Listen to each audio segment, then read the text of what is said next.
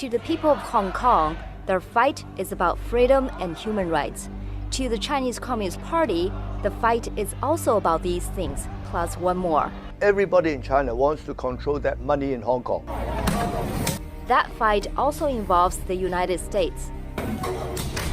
They control, and and the Democratic Party, all right? I used to love the Democratic Party, and then they infiltrated, even up to Clinton's and Biden, you name it, all bought.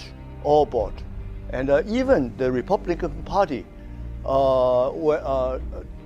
years ago, 2017, all the Republican, the fundraising, all those groups were all paid off. And yet, much of America is oblivious to the CCP's influence. Every 5 years, average, they commit a major crime against humanity. This is an criminal organization. China passed a national security law for Hong Kong, which deprives the Hong Kongers of their freedom and security.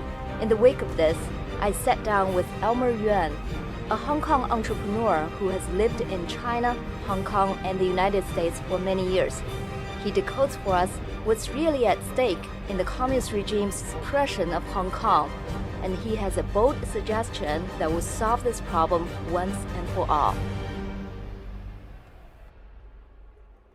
Thank you very much, Mr. Yuen, for being with us today. Hello, Simone. Tell us what Hong Kong has gone through in the past 23 years since the CCP took over Hong Kong in 1997. For 5 years. You were there the whole time, right? I was there the whole time. I'm a Hong Kong resident. I still hold a Hong Kong passport. So from 1997, the first 5 years was pretty good. All right, they respected everything. And Jiang Zemin said, "I have a book on the basic law in my pocket all the time." That's the first 5 years. And then somebody trying to be patriotic say, "Oh, you must have a national security law legislate in Hong Kong." That's what was mentioned in 2003. So they raised it. And then the Hong Kong people are really quite against it because they are kind of playing a lot of games under the table. So we said, no, we're not ready for it yet. And so there was a huge demonstration in 2003, 500,000 people in Hong Kong. At that time, that was a record number of people turn out. And that caused the resignation of the first chief executive, Dong Jianhua. And also they withdrew it and put it on the shelf. That's what they call the article number 23. And they know if they bring it up again, they're going to lose election after election. So they've been very, very quiet. It's the Hong Kong politicians that are reluctant to submit the legislation again, because if they raise it, they'll lose all the seats in the Legislative Council. But then it's about 3 years ago. 3 years ago, there was a kidnap. The Chinese came to the most expensive hotel, the Four Seasons Hotel in Hong Kong, and kidnapped a mainland, basically a mainland investment banking type of guy. He handles all the money for the corrupted officials, and he lives in Hong Kong in the hotel. All right, and Xiao Jianhua, and they kidnapped him in the Chinese New Year Day, and without any illegally kidnap him and ship him over the border. Tremendous international reaction because this is illegal in Hong Kong. It was just pure and simple kidnap across the border. So then, huge reaction. So that's why last year they tried to have this extradition law so they can extradite people legally. And they were actually aiming at those corrupted officials because they probably have around $2 trillion US, those officials hidden in Hong Kong. So by extraditing them or kidnapping them back to China, they can shake them up and get those money out. And those money actually never goes back to the Chinese treasury. those families would split them. That's the way it is, all right? So all the money outside China disappears, all the corruption money. So anyway, they tried that law, and the Hong Kong people went on the street. I'm sure you've seen them, all right? Millions, and this is not 500,000, 1 million, and then 2 million people went on the street. You saw them last year. And the kids are very angry. So they were actually having, with umbrella, they have no weapons, were fighting the police. All right? The umbrella movement. Yeah, and these kids were very brave. They kept the movement on for almost a year until the virus came. So last year, again, they failed to pass the extradition law. They want to control, everybody in China wants to control that money in Hong Kong. Hong Kong itself is a financial center, huge amount of money. Money from all over the world. Hong Kong people have their money, and then the corrupted officials, those families have their money. So everybody wants to control Hong Kong. Whoever controls Hong Kong can control that money, all right? So it's their dream. This is why they proposed this national security law. So that they can send in the police, they can even send in their judge, all right? They say for this kind of national security crime, we need our own judge, which means, that's the Hong Kong system out of the door. So they will send in their police, they will send in their prosecutors, they will send in their judge. That's what they want to do. The aim is very simple. It's always the money, all right? Last month, the head of Hong Kong security, Charles Lee, Hong Kong Stock Exchange, Charles Lee resigned, right? Because they want to control that stock exchange. And why the stock exchange can make so much money? IPOs. The IPO, that committee that examined the IPO, those people make so much money and they have so much power. It's in Shanghai, it's in Shenzhen. Now they want to control the Hong Kong Stock Exchange. And remember last year they're trying to buy the London Stock Exchange. There's huge amount of money involved, huge amount of money. Okay. And so basically Xi Jinping didn't have really control over China finance. Right? So he is, by controlling Hong Kong, he captures Hong Kong, and his eventual aim is also Shanghai. Shanghai is the real financial center of China. So this is a game of money, about money.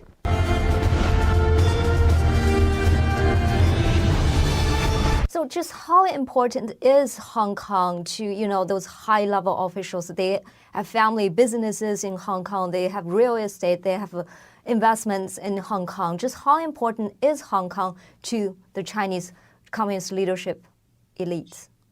All these public companies in Hong Kong, all right, from China, we call H share. H meaning Chinese stock, but listed in Hong Kong Exchange. The H shares, all those shareholders are mainly the Chinese families, all right? You think Alibaba is owned by Jack Ma? No longer, all right? Finally, time has come that he has to cough up all those shares to the families. Who made him? The family allowed him to have this payment, this Taobao payment. Without that payment is very, very powerful. Can you imagine a private company can go into any bank and take out the money to pay the merchant? You know how powerful that is? They can reach into any bank, middle of the night, and if you want to do your shopping in Alibaba, right, in Taobao, they have to pay the merchants. So they have the right to reach into your account in any bank in China and pay that money, to transfer that money to the merchant, right, who's going to ship the merchandise. You know how powerful that is without the family? This is the more powerful than even Xi Jinping or Li Keqiang put together to allow that kind of thing to happen. Same thing as WeChat. In China they use WeChat to pay people. Again, same thing. WeChat, we call them Tanxing, right? Tanxing. They have the right to go to every bank, into your bank account, get the money out and pay a taxi driver. That's how powerful it is. So that right can only be given by that's more powerful than the government or the party. And that's why after they go public a while, those guys want to call in their favors. And they are the real shareholder of these huge company that U.S. investor pays billions of dollars in their IPOs. If the communist elites have such a huge interest, financial interest in Hong Kong, I imagine they will want to protect Hong Kong, right? They will want to protect their own interests. So what's the split within the Chinese Communist Party, their stance towards Hong Kong? What's their fight like? Simon, you are generalizing, all right? You are taking them as a collective. It's not a collection. Every family is fighting against each family for more money or power, all right? So if Xi Jinping control the Hong Kong Stock Exchange, the Hong Kong police, the Hong Kong banks, so on, basically he can control all the families individually, not as a collective, all right? And then I'm not saying he's not that corrupted compared to many, many families. His family is not that corrupted. Let's be clear, all right? But he is for power. This man is the most powerful man in the world for life. And so he can use the money, the capital in Hong Kong, and direct them to increase his power, not only on Hong Kong, not only on China, but in the world. It's very, very powerful. Let me tell you one suspicion, all right? Suspicion, I have no proof. But the software in the Shanghai Stock Exchange, Shenzhen Stock Exchange, and the Hong Kong Stock Exchange, the software, the trading software is made by Beijing University, 北大方正, right? And let me tell you, this has been suspected. There's no proof, all right? But I want to tell everybody. I don't mind you guys go. They come after me. When the transaction, whenever in the real world, let's say in the Nasdaq or Dow Jones, when there's a transaction, automatically the index is updated, correct? When there's a change of price. But if you can control that software, you can make it happen, let's say a few seconds later. At the end of the day, everything is real. But the change of the index, if you can delay that for even 1 second, do you know how much money they can make on program trading? How much? This is what, oh my God. Much, much more than stock exchange, stock trading stock.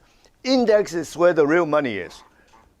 I would say that few hundred billion a month. There's a whole gang of such people. They don't care. They make so much money every day. They are playing with this. And remember, during the negotiation the trade negotiation between U.S. and China, these guys are getting first-hand information right after each talk. All right, somebody some Chinese in that trade talk will send them a message. I don't know how they got the message. And they make so much money because they are few seconds ahead of everybody. And in index or that kind of program trading, that makes a huge difference. Okay. But doesn't, destroy Hong Kong, destroy his prospect of controlling all these families and destroy his prospect of staying in power for Xi Jinping? They didn't think Secretary Pompeo and President Trump is going to stand up. There's tremendous pressure from Wall Street, all right, not to remove the Hong Kong special status and not to break up the peg, because the Wall Street is in cahoots with the CCP, all right? So they believe that the Wall Street can influence President Trump not to take any drastic measure. They make the Wall Street on the surface make about $300 billion a year from Hong Kong, all right, by IPO and doing this kind of financial trading, bonds and everything. But these investment bankers privately, but no, this IPO, they split the IPO shares and so on. You guys know, they make so much money personally, all right? So So they are very close to CCP. So CCP said, oh, I don't think Trump will do anything drastic. They would just punish a few Hong Kong officials for passing that law. But somehow, I think Trump is very, very angry because of the pandemics, the kind of life loss, unemployment, and money loss.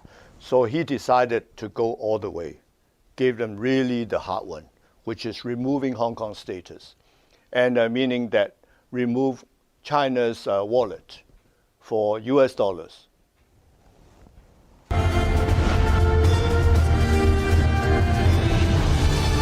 So you're basically saying Xi Jinping made a miscalculation on Hong Kong. He thought Wall Street would be so powerful to influence President Trump and not make a move on Hong Kong. Is that right? Yeah, that misjudgment, let me tell you, that misjudgment has been happening in the last 2 years, from the beginning of the trade negotiation. Let me tell you about the CCP, all right? In China, in the communist China, people don't count. You see all these TV series, you never see the people, all right? It's always the emperor, the empress, government officials, all right? Or maybe occasionally you see a merchant. People don't count. People have no power. There is no vote.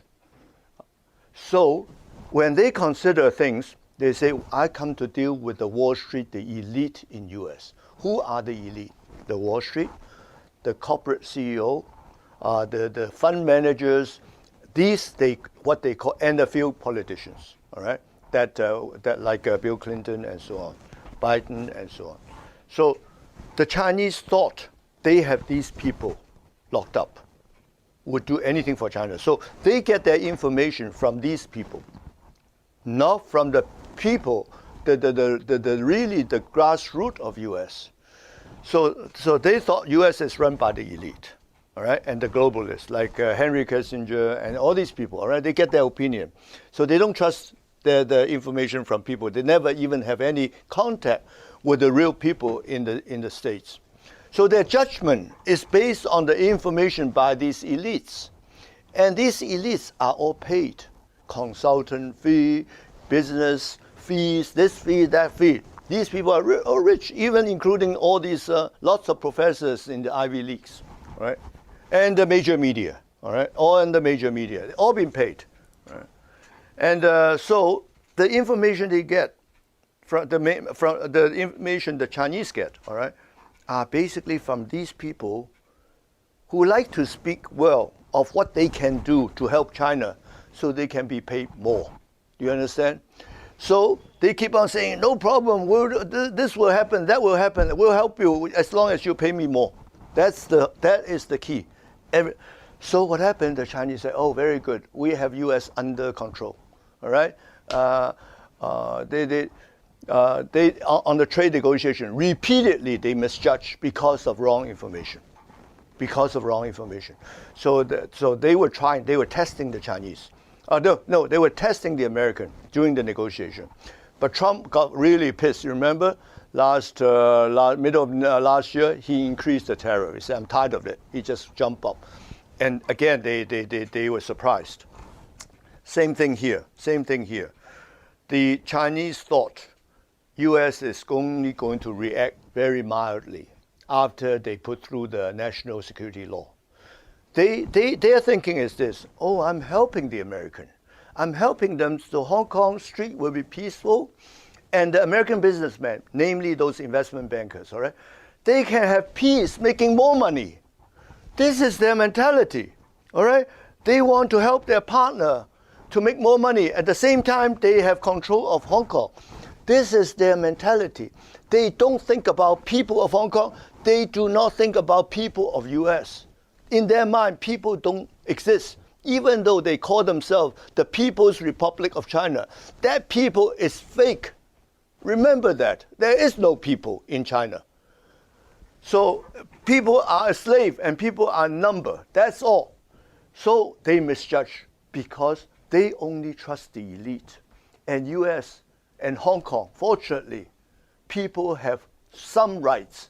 Hong Kong, these young kids don't understand what are their rights. So they keep on fighting. U.S., of course, all the people knows their rights, and they're very angry at China. So they want Trump to do something drastic, right? And right away. So this national security law came in, so gave U.S. a chance to really hit them hard. Not only U.S., now Pompeo has rounded up all the nations in the world who all suffer from this pandemics. So they are all ganged up together. So in a way, I rather they pass the law so that everybody, this time the whole world can hit them back very hard, including Hong Kong. We'll suffer a little bit under this law, right? This is very serious for Hong Kong people. This is not a little bit. It's Hong Kong is yeah, it's not a little bit. It's going to be a lot. Holocaust. It's going to be a Holocaust for the young kids. All right, the elderly, the rich can leave. They have passport, foreign passports, but the kids are going to really suffer. You know, as you know, America is experiencing turmoil after George Floyd's death, and peaceful protests in many places were turned into riots. Some cities even disbanded their police department. The CCP and its supporters are saying, America, now you are experiencing what Hong Kong had experienced. If the Trump administration wants to put out the protests on American street, they should keep quiet when the Hong Kong police suppress the people on the Hong Kong streets as well. What do you say? Simon, it's not just a publicity issue. China is not only using that incident to take advantage in terms of global publicity. That's not only it. They are funding it to make it a nationwide riot. They are funding it behind the scene, all right? And that organization, what? Antifa. Find out their background, all right? Where their fund come from, where their money come from. This is, let me tell you, I don't want to be unkind, but the real fact is Americans lost the first round, which is the pandemic. Huge loss, all right? Unbelievable, biblical proportion. Now, this riot is the second round. And then you know what the third round is? Trump will lose his election. This is what they're working on now, to make sure they get rid of Trump so that they can have Biden, their friend. Okay. But do you think the protests on Hong Kong streets and the protests on American streets are even comparable? Of course not. The kids want freedom. Here is a riot. Of course, you have a lot of peaceful demonstrators, but some of them are looting, and somebody has to take care of the lootings. So on Hong Kong streets, those kids are very law-abiding, The right? kids, after demonstration, they pick up all the garbage and then organize all the garbage cans. That was really peace, except the police. The police are the rioters in Hong Kong. They are not Hong Kong police. They are Chinese police dressed in Hong Kong police uniform. They come with their spraying pepper right in front of your face. And then they have all kinds of weapons. All the kids have is an umbrella. That's all they have. You can look at all the videos. It went on for almost a year. The protester, it's the other way around. The violence is caused by the mainland Chinese police. The Hong Kong police are very well trained in the old days by the British, so they have a system of training. So they don't have that brutality. But the mainland Chinese police, it's the military police dressed in Hong Kong's police uniform, were beating up the kids, raping, murdering, and lots of them disappear over the border. Altogether, right now, almost close to 10,000 arrests, all right? So one of the purpose of my coming here is I'm going to request Secretary Pompeo and President Trump to give these kids a chance to come to the U.S. college, to get a U.S. college education without discriminating them for having an arrest record, all right? And allow them to apply for schools same as everybody else. These kids are very good, no problem. Everyone is good in school. So we want the Trump administration to recommend to the schools, not those Ivy Leagues, all right? Not those. We hope to some conservative religious schools, and who will admit these kids and make them the future leader of China. Wonderful. These are all my questions. Do you have anything else to add? Sorry, I haven't thought about it. But you can ask me whatever. It's okay. But it's a war. It's a war between two ideologies, and I'm sure we'll win. They'll lose. Okay. We win, they lose, just like President Reagan said. Exactly. He's my model. All right. Thank you very much, Mr. Yuen, for being with us today. Really appreciate it. Thank you.